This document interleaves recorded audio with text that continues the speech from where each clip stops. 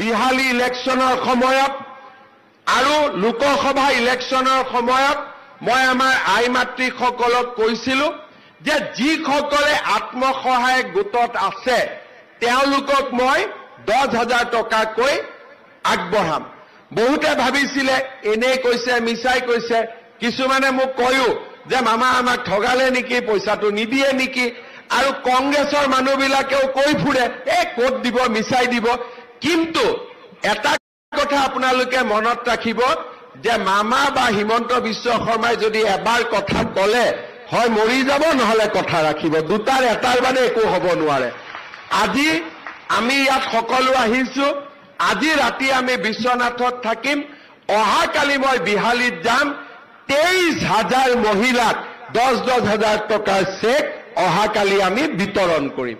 বিহালী ইলেকশ্যনৰ সময়ত আৰু লোকসভা ইলেকশ্যনৰ সময়ত মই আমাৰ আই মাতৃসকলক কৈছিলো যে যিসকলে আত্মসহায়ক গোটত আছে তেওঁলোকক মই 10,000 টকাকৈ আগবঢ়াম।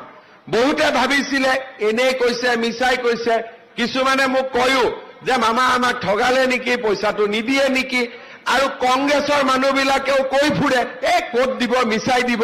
কিন্তু এটা কথা আপোনালোকে মনত ৰাখিব যে মামা বা হিমন্ত বিশ্ব শৰ্মাই যদি এবাৰ কথা ক'লে হয় মৰি যাব, নহলে কথা ৰাখিব, দুটাৰ এটাৰ মানে একো হ'ব নোৱাৰে। আজি আমি ইয়াত সকলো আহিছো, আজি ৰাতি আমি বিশ্বনাথত থাকিম, অহাকালি মই বিহালীত যাম, 23,000 মহিলাক 10,000 টকাৰ চেক অহাকালি আমি বিতৰণ কৰিম।